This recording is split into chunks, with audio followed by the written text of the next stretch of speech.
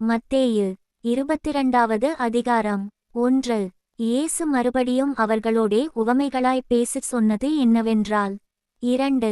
பரலோகராஜ்யம் தன் குமாரனுக்கு கலியாணஞ்செய்த ஒரு ராஜாவுக்கு ஒப்பாயிருக்கிறது. 3. அழைக்கப்பட்டவர்களை கலியாணத்திற்கு வரச்சொல்லும்படி அவன் தன் ஊழியக்காரரை அனுப்பினான், அவர்களோ வர மனதில்லாதிருந்தார்கள். 4. அப்பொழுது அவன் வேறு ஊழியக்காரரை அழைத்து, நீங்கள் போய், இதோ என் விருந்தை ஆயத்தம் பண்ணினேன், என் எருதுகளும் கொழுத்த ஜந்துக்களும் அடிக்கப்பட்டது, எல்லாம் ஆயத்தமாயிருக்கிறது, கலியாணத்திற்கு வாருங்கள் என்று அழைக்கப்பட்டவர்களுக்குச் சொல்லுங்களென்று அனுப்பினான். 5. அழைக்கப்பட்டவர்களோ அதை அசட்டை பண்ணி, ஒருவன் தன் வயலுக்கும் ஒருவன் தன் வியாபாரத்துக்கும் போய்விட்டார்கள். 6. மற்றவர்கள் அவன் ஊழியக்காரரை பிடித்து அவமானப்படுத்தி கொலை செய்தார்கள். 7. ராஜா அதை கேள்விப்பட்டு கோபமடைந்து தன் சேனைகளை அனுப்பி அந்த கொலைபாதகரை அழித்து அவர்கள் பட்டணத்தையும் சுட்டெரித்தான். 8. அப்பொழுது அவன் தன் ஊழியக்காரரை நோக்கி, கலியாண விருந்து ஆயத்தமாயிருக்கிறது, அழைக்கப்பட்டவர்களோ அதற்கு அபாத்திரராய் போனார்கள். 9. ஆகையால் நீங்கள் வழிச்சந்திகளிலே போய் காணப்படுகிற யாவரையும் கலியாணத்திற்கு அழைத்து கொண்டு வாருங்கள் என்றான். 10. அந்த ஊழியக்காரர் புறப்பட்டு வழிகளிலே போய் தாங்கள் கண்ட நல்லார் பொல்லார் யாவரையும் கூட்டிக் கொண்டு வந்தார்கள், கலியாணசாலை விருந்தாளிகளால் நிறைந்தது. 11. விருந்தாளிகளை பார்க்கும்படி ராஜா உள்ளே பிரவேசித்தபோது கலியாண வஸ்திரம் தரித்திராத ஒரு மனுஷனை அங்கே கண்டு, 12. சிநேகிதனே, நீ கலியாண வஸ்திரமில்லாதவனாய் இங்கே எப்படி வந்தாய் என்று கேட்டார். அதற்கு அவன் பேசாமலிருந்தான். 13. அப்பொழுது ராஜா பணிவிடைக்காரரை நோக்கி, இவனை கையுங்காலும் கட்டி கொண்டு போய் அழுகையும் பற்கடிப்பும் உண்டாயிருக்கிற புறம்பான இருளிலே போடுங்கள் என்றான். 14. அந்தபடியே அழைக்கப்பட்டவர்கள் அநேகர், தெரிந்து கொள்ளப்பட்டவர்களோ சிலர் என்றார். 15. அப்பொழுது பரிசேயர் போய் பேச்சிலே அவரை அகப்படுத்தும்படி யோசனை பண்ணி, 16. தங்கள் சீஷரையும் ஏரோதியரையும் அவரிடத்தில் அனுப்பினார்கள். அவர்கள் வந்து, போதகரே, நீர் சத்தியம் உள்ளவரென்றும் தேவனுடைய மார்க்கத்தை சத்தியமாய் போதிக்கிறவரென்றும் நீர் முகதாட்சணியம் இல்லாதவராகையால் எவனை குறித்தும் உமக்கு கவையில்லை என்றும் அறிந்திருக்கிறோம். 17. ஆதலால் உமக்கு எப்படி தோன்றுகிறது? இராயனுக்கு வரி கொடுக்கிறது நியாயமோ அல்லவோ? அதை எங்களுக்குச் சொல்லும் என்று கேட்டார்கள். 18. இயேசு அவர்கள் துர்க்குணத்தை அறிந்து, மாயக்காரரே, நீங்கள் என்னை ஏன் சோதிக்கிறீர்கள்? 19. வரிக்காசை எனக்குக் காண்பியுங்கள் என்றார். அவர்கள் ஒரு பணத்தை அவரிடத்தில் கொண்டு வந்தார்கள். 20. அப்பொழுது அவர், இந்தச் சுரூபமும் மேலெழுத்தும் யாருடையது என்று கேட்டார். 21. இராயனுடையது என்றார்கள். அதற்கு அவர், அப்படியானால் இராயனுடையதை இராயனுக்கும் தேவனுடையதை தேவனுக்கும் செலுத்துங்கள் என்றார். 22. அவர்கள் அதைக் கேட்டு ஆச்சரியப்பட்டு அவரை விட்டு போய்விட்டார்கள். 23. உயிர்த்தெழுதல் இல்லை என்று சாதிக்கிற சதுசேயர் அன்றைய தினம் அவரிடத்தில் வந்து, 24. போதகரே, ஒருவன் சந்தானம் இல்லாமல் இறந்து போனால் அவனுடைய சகோதரன் அவன் மனைவியை விவாகம் பண்ணி தன் சகோதரனுக்குச் சந்தானம் உண்டாக்க வேண்டும் என்று மோசே சொன்னாரே. 25. எங்களுக்குள்ளே சகோதரர் 7 பேர் இருந்தார்கள். மூத்தவன் விவாகம் பண்ணி மரித்து சந்தானமில்லாததினால் தன் மனைவியை தன் சகோதரனுக்கு விட்டுவிட்டு போனான். 26. அப்படியே 2ஆம் 3ஆம் சகோதரன் முதல் 7ஆம் சகோதரன் வரைக்கும் செய்தார்கள். 27. எல்லாருக்கும் பின்பு அந்த ஸ்திரீயும் இறந்து போனாள். 28. ஆகையால் உயிர்த்தெழுதலில் அவ்வேழு பேரில் எவனுக்கு அவள் மனைவியாயிருப்பாள்? அவர்கள் எல்லாரும் அவளை விவாகம் பண்ணியிருந்தார்களே என்று கேட்டார்கள். 29. இயேசு அவர்களுக்கு பிரதியுத்தரமாக, நீங்கள் வேதவாக்கியங்களையும் தேவனுடைய வல்லமையையும் அறியாமல் தப்பான எண்ணங்கொள்ளுகிறீர்கள். 30. உயிர்த்தெழுதலில் கொள்வனையும் கொடுப்பனையும் இல்லை, அவர்கள் பரலோகத்திலே தேவதூதரைப் போல் இருப்பார்கள். 31. மேலும் மரித்தோர் உயிர்த்தெழுதலைப் பற்றி, நான் ஆபிரகாமின் தேவனும் ஈசாக்கின் தேவனும் யாக்கோபின் தேவனுமாயிருக்கிறேன் என்று தேவனால் உங்களுக்கு உரைக்கப்பட்டிருக்கிறதை நீங்கள் வாசிக்கவில்லையா? 32. தேவன் மரித்தோருக்கு தேவனாயிராமல் ஜீவனுள்ளோருக்கு தேவனாயிருக்கிறார் என்றார். 33. ஜனங்கள் இதை கேட்டு அவருடைய போதகத்தை குறித்து ஆச்சரியப்பட்டார்கள். 34. அவர் சதுசேயரை வாயடைத்தார் என்று பரிசேயர் கேள்விப்பட்டு அவரிடத்தில் கூடிவந்தார்கள். 35 அவர்களில் நியாயசாஸ்திரி ஒருவன் அவரைச் சோதிக்கும்படி. 36 போதகரே, நியாயப்பிரமாணத்திலே எந்த கற்பனை பிரதானமானது என்று கேட்டான். 37 இயேசு அவனை நோக்கி, உன் தேவனாகிய கர்த்தரிடத்தில் உன் முழு இருதயத்தோடும் உன் முழு ஆத்துமாவோடும் உன் முழு மனதோடும் அன்பு கூறுவாயாக. 38 இது முதலாம் பிரதான கற்பனை. 39 இதற்கு ஒப்பாயிருக்கிற இரண்டாம் கற்பனை என்னவென்றால், உன்னிடத்தில் நீ அன்பு கூறுவது போல பிறனிடத்திலும் அன்பு கூறுவாயாக என்பதே. 40 இவ்விரண்டு கற்பனைகளிலும் நியாயப்பிரமாணம் முழுமையும் தீர்க்கதரிசனங்களும் அடங்கியிருக்கிறது என்றார். 41 பரிசேயர் கூடியிருக்கையில் இயேசு அவர்களை நோக்கி, 42 கிறிஸ்துவை குறித்து நீங்கள் என்ன நினைக்கிறீர்கள்? அவர் யாருடைய குமாரன் என்று கேட்டார். அவர் தாவீதின் குமாரன் என்றார்கள். 43 அதற்கு அவர், அப்படியானால் தாவீது பரிசுத்த ஆவியினாலே அவரை ஆண்டவர் என்று சொல்லியிருக்கிறது எப்படி? 44 நான் உம்முடைய சத்துருக்களை உமக்கு பாதபடியாக்கி போடும் வரைக்கும் நீர் என்னுடைய வலது பாரிசத்தில் உட்காரும் என்று கர்த்தர் என் ஆண்டவரோடே சொன்னார் என்று சொல்லியிருக்கிறானே.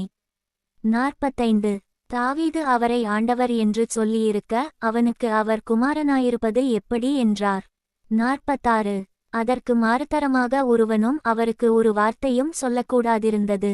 அன்று முதல் ஒருவனும் அவரிடத்தில் கேள்வி கேட்க துணியவில்லை. மத்தேயு 23வது அதிகாரம். 1 பின்பு இயேசு ஜனங்களையும் தம்முடைய சீஷர்களையும் நோக்கி, 2 வேதபாரகரும் பரிசேயரும் மோசேயினுடைய ஆசனத்தில் உட்கார்ந்திருக்கிறார்கள். 3 ஆகையால் நீங்கள் கைக்கொள்ளும்படி அவர்கள் உங்களுக்குச் சொல்லுகிற யாவையும் கைக்கொண்டு செய்யுங்கள். அவர்கள் செய்கையின்படியோ செய்யாதிருங்கள், ஏனெனில் அவர்கள் சொல்லுகிறார்கள், சொல்லியும் செய்யாதிருக்கிறார்கள். 4 சுமப்பதற்கரிய பாரமான சுமைகளை கட்டி மனுஷர் தோள்களின் மேல் சுமத்துகிறார்கள், தாங்களோ ஒரு விரலினாலும் அவைகளை தொடமாட்டார்கள். 5 தங்கள் கிரியைகளையெல்லாம் மனுஷர் காணவேண்டுமென்று செய்கிறார்கள், தங்கள் காப்புநாடாக்களை அகலமாக்கி தங்கள் வஸ்திரங்களின் தொங்கல்களை பெரிதாக்கி. 6 விருந்துகளில் முதன்மையான இடங்களையும் ஜெப ஆலயங்களில் முதன்மையான ஆசனங்களையும். 7 சந்தைவெளிகளில் வந்தனங்களையும் மனுஷரால் ரபி ரபி என்று அழைக்கப்படுவதையும் விரும்புகிறார்கள். 8 நீங்களோ ரபி என்றழைக்கப்படாதிருங்கள், கிறிஸ்து ஒருவரே உங்களுக்கு போதகராயிருக்கிறார், நீங்கள் எல்லாரும் சகோதரராயிருக்கிறீர்கள். 9 பூமியிலே ஒருவனையும் உங்கள் பிதா என்று சொல்லாதிருங்கள், பரலோகத்திலிருக்கிற ஒருவரே உங்களுக்கு பிதாவாயிருக்கிறார். 10 நீங்கள் குருக்கள் என்றும் அழைக்கப்படாதிருங்கள், கிறிஸ்து ஒருவரே உங்களுக்கு குருவாயிருக்கிறார். 11 உங்களில் பெரியவனாயிருக்கிறவன் உங்களுக்கு ஊழியக்காரனாயிருக்கக் கடவன். 12 தன்னை உயர்த்துகிறவன் தாழ்த்தப்படுவான், தன்னை தாழ்த்துகிறவன் உயர்த்தப்படுவான். 13 மாயக்காரராகிய வேதபாரகரே, பரிசேயரே, உங்களுக்கு ஐயோ, மனுஷர் பிரவேசியாதபடி பரலோகராஜ்யத்தை பூட்டி போடுகிறீர்கள். நீங்கள் அதில் பிரவேசிக்கிறதுமில்லை, பிரவேசிக்கப் போகிறவர்களை பிரவேசிக்க விடுகிறதுமில்லை. 14 மாயக்காரராகிய வேதபாரகரே, பரிசேயரே, உங்களுக்கு ஐயோ, பார்வைக்காக நீண்ட ஜெபம் பண்ணி விதவைகளின் வீடுகளை பட்சித்து போடுகிறீர்கள், இது நிமித்தம் அதிக ஆக்கினையை அடைவீர்கள். 15 மாயக்காரராகிய வேதபாரகரே, பரிசேயரே, உங்களுக்கு ஐயோ, ஒருவனை உங்கள் மார்க்கத்தானாக்கும்படி சமுத்திரத்தையும் பூமியையும் சுற்றித்திரிகிறீர்கள். அவன் உங்கள் மார்க்கத்தானானபோது அவனை உங்களிலும் இரட்டிப்பாய் நரகத்தின் மகனாக்குகிறீர்கள். 16 குருடரான வழிகாட்டிகளே, உங்களுக்கு ஐயோ, எவனாகிலும் தேவாலயத்தின் பேரில் சத்தியம் பண்ணினால் அதனால் ஒன்றுமில்லை என்றும், எவனாகிலும் தேவாலயத்தின் பொன்னின் பேரில் சத்தியம் பண்ணினால் அவன் கடனாளி என்றும் சொல்லுகிறீர்கள். 17 மதிகேடரே, குருடரே, எது முக்கியம்? பொன்னோ, பொன்னை பரிசுத்தமாக்குகிற தேவாலயமோ? 18 மேலும் எவனாகிலும் பலிபீடத்தின் பேரில் சத்தியம் பண்ணினால் அதனால் ஒன்றுமில்லை என்றும், எவனாகிலும் அதின்மேல் இருக்கிற காணிக்கையின் பேரில் சத்தியம் பண்ணினால் அவன் கடனாளி என்றும் சொல்லுகிறீர்கள். 19 மதிகேடரே, குருடரே, எது முக்கியம்?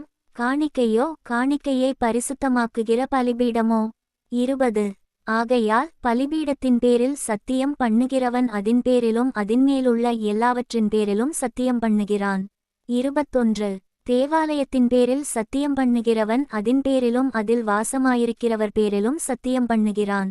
22 வானத்தின் பேரில் சத்தியம் பண்ணுகிறவன் தேவனுடைய சிங்காசனத்தின் பேரிலும் அதில் வீற்றிருக்கிறவர் பேரிலும் சத்தியம் பண்ணுகிறான்.